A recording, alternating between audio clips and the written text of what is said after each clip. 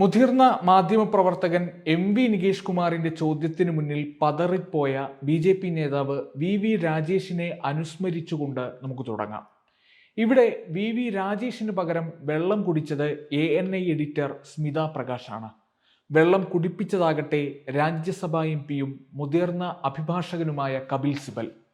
വാസ്തവവിരുദ്ധമായ ചില പരാമർശങ്ങൾ ഉന്നയിച്ച് ഒരു മാധ്യമപ്രവർത്തക ഇങ്ങനെ ചമ്മി നാറുക എന്ന് പറയുന്നതിൽ പരം വലിയ നാണക്കേടില്ല.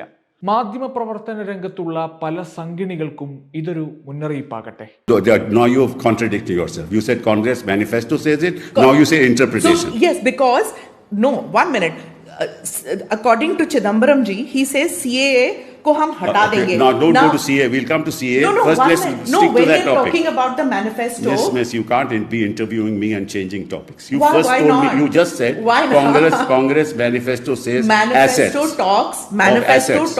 manifesto talks about equitable distribution. കോൺഗ്രസിന്റെ പ്രകടന പത്രികയിൽ വിഭവങ്ങളുടെ വിതരണത്തെക്കുറിച്ച് പറയുന്നുണ്ടെന്ന നരേന്ദ്രമോദിയുടെ കള്ളം ആവർത്തിക്കാനാണ് ANI എഡിറ്റർ സ്മിത പ്രകാശ് ശ്രമിച്ചത്.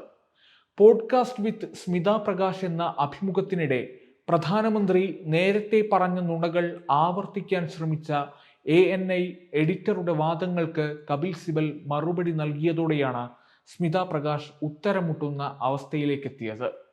പ്രധാനമന്ത്രിയുടെ നുണകൾ അപ്പാടെ വിഴുങ്ങിയ സ്മിത പ്രകാശിന്റെ അവകാശവാദത്തെ കപിൽ സിബൽ രണ്ടാമതൊന്നും ആലോചിക്കാതെ അതിനെ ചോദ്യം ചെയ്യുന്നത് വീഡിയോയിൽ കാണാം. കോൺഗ്രസിന്റെ പ്രകടന പത്രികയിൽ എവിടെയാണ് അത് പറയുന്നത്? അതൊന്ന് കാണിക്കൂ. ചങ്കൂറ്റമുണ്ടെങ്കിൽ അതൊന്ന് എടുത്തു കാണിക്കൂ എന്ന ഭാവത്തിലായിരുന്നു കപിൽ സിബലിന്റെ ചോദ്യശരം. പൊടുന്നനെ സ്മിത പ്രകാശ് വിഷയത്തിൽ നിന്നും തെന്നിമാറാനുള്ള ശ്രമം നടത്തുന്നുണ്ടെങ്കിലും കപിൽ സിബൽ ഒരു പൊടിക്ക് വിട്ടുകൊടുത്തില്ല. അതിനിടെ പ്രകടന പത്രികയിൽ പറയുന്നതല്ല, മറിച്ച് പ്രകടന പത്രികയെ അങ്ങനെയാണ് വ്യാഖ്യാനിക്കുന്നത് എന്നായി Smitha Prakash. So now when you say that interpretation is different. No. Tell me what's wrong with this. Is the Constitution. Though that's fine. Am I arguing about the Constitution? What I'm saying is that when the Congress picks it up, then it's equal game for the. So if the Congress picks up words of the Constitution, it is wrong. So what they have said, what Prime Minister Modi said. Prime Minister Modi is used to making statements which are far away from the truth.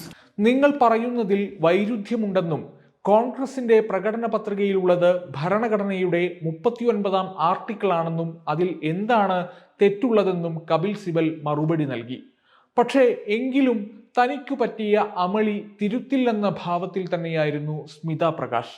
പ്രധാനമന്ത്രി തെറ്റായ കാര്യങ്ങളാണ് കോൺഗ്രസിന്റെ ഭരണഘടനയെക്കുറിച്ച് പറയുന്നതെന്നും സ്മിത പ്രകാശ് ആവർത്തിക്കാൻ ശ്രമിക്കുന്ന പ്രധാനമന്ത്രിയുടെ വ്യാഖ്യാനങ്ങൾ യാഥാർത്ഥ്യത്തിൽ നിന്ന് ഏറെ അകലെയാണെന്നും കപിൽ സിബൽ മാധ്യമപ്രവർത്തകയെ ബോധ്യപ്പെടുത്തി.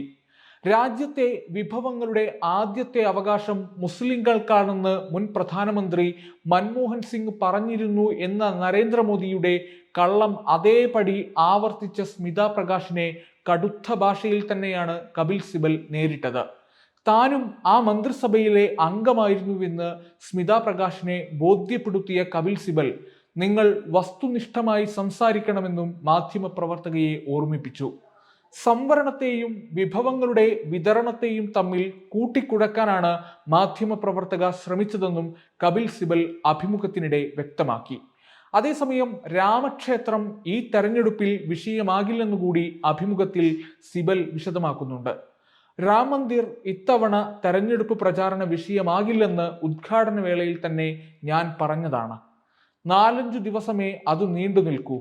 മന്ദിർ എന്ന് പറഞ്ഞ് എത്ര നാൾ കൊണ്ടുപോകുമെന്നും അദ്ദേഹം ചോദിക്കുന്നുണ്ട്. BJPയുടെ വായയടപ്പിക്കുന്ന തരത്തിൽ കോടതിയിലും പാർലമെന്റിലും സംസാരിക്കുന്ന കപിൽ സിബലിനെയാണ് സ്മിത പ്രകാശ് നേരിടുന്നതെന്ന ബോധ്യമെങ്കിലും അവർക്കുണ്ടാകണം.